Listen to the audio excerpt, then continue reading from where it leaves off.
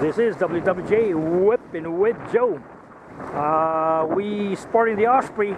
It's been like over 7 hours. Caught a couple barracudas, a stickfish. I love it. It's really smooth. But look at this, how it's made. Look at it. Look at Allen wrench stuff. No screwdriver. It's Allen, and that means that you got an Allen wrench thing. It's torqued. It's not like a Phillips screw. I mean, this is like torque well. They're all over the place. Check this one out. This bugger like sealed good. Perfect. Small little reel. Holds close to 200 yards. But anyway, we got the Daiwa Minnow here. We were sporting a 50-pound braid with the HMG 7-foot rod.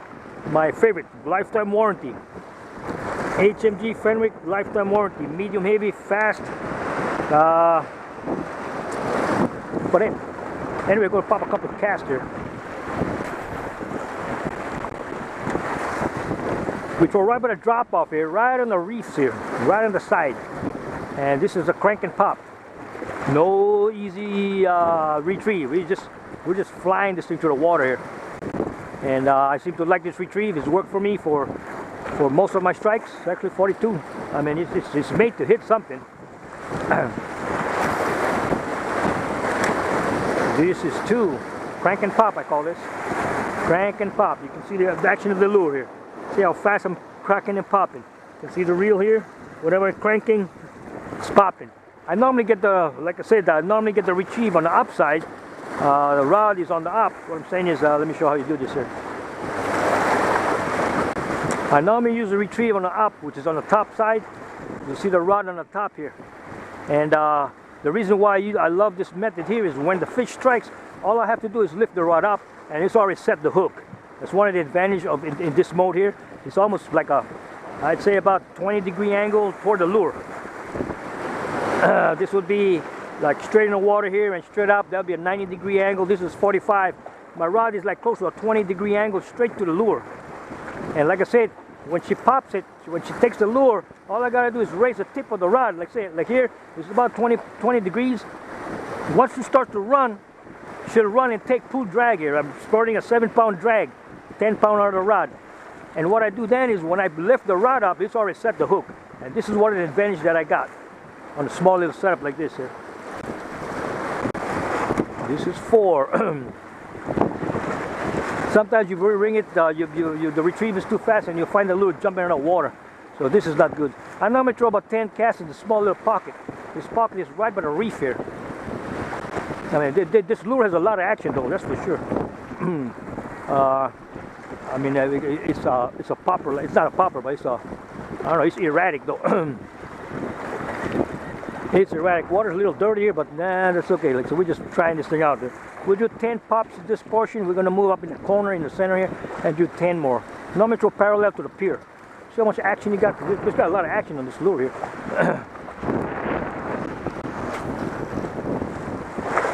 Now we see how far we're going here. Just 1, 2, 3.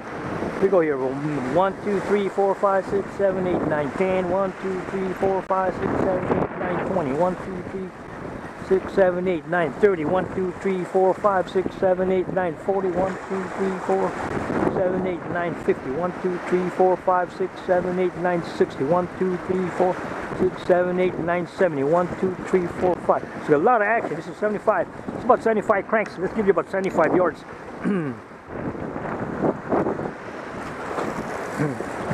About 75 yards here.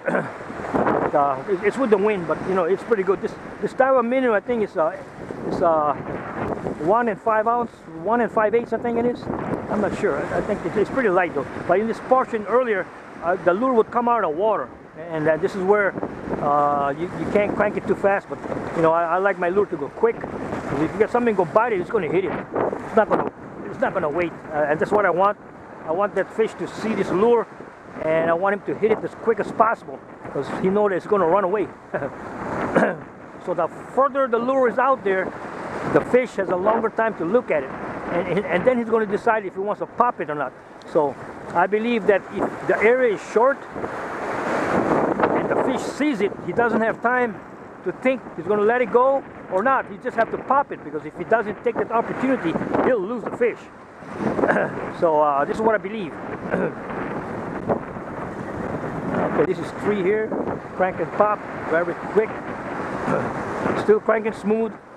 Actually smoother now than it was earlier when I first started actually.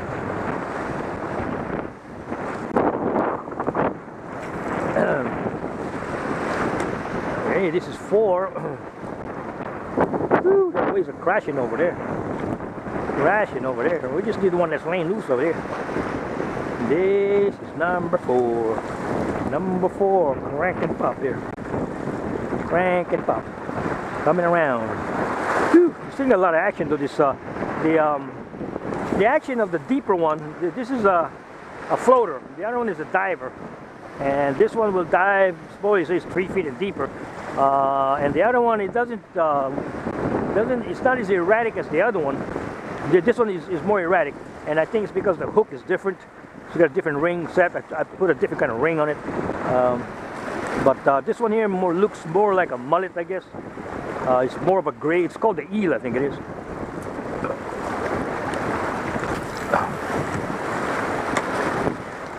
And real quick, like I said, if it's there, they'll pop it.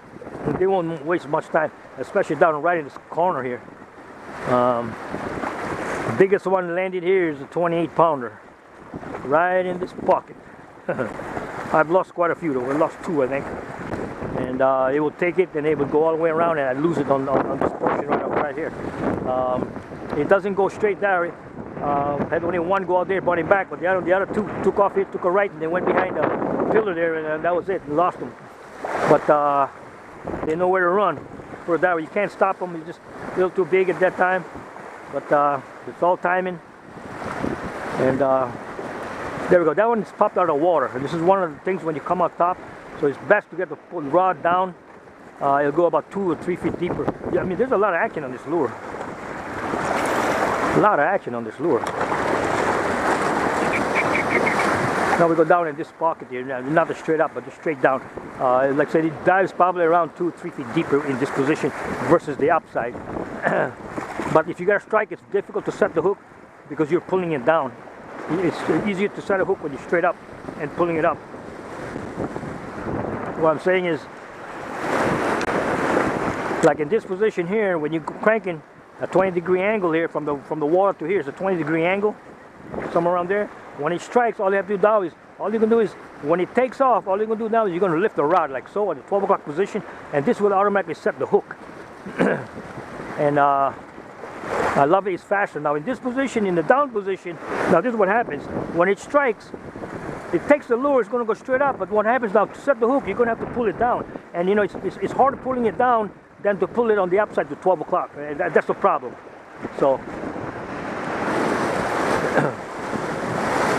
because you're down over here, so if you got rocks over here, you'll hit the rock down here, which is right over here. So that's no good. You can't set the hook properly. So then this is what happens when the lure, when it takes off, your rod is probably in this position when it hits the hook, and then now from here you're going to have to lift from the down position here, which is by the water. You're going to have to lift it up, and that's too far. So that's why I love this 20-degree angle here from here straight up to 12 o'clock. It sets the hooks faster. You notice that in my videos. All right, we got one more, and then we'll be it. We'll do it on the downside here. Like I said, it dives deeper. And then there's a lot of stress here when I start cranking this thing. And because we're cranking against the lure. And this lure digs in. It's not like a Papa Joe or the Akuli or the Hallelujah. I mean, this digs in because it's got a small lip to it. But it's got a lot of action though. A lot of action to this lure. And so far we hit the barracuda and the stickfish. We're trying to get a GT, but I'm not sure. I think especially an Omilu. Oh, and Omilu probably will hit this lure because he's erratic. And Omilu loves this erratic stuff. Love this erratic stuff here. I mean, this thing got a lot of action.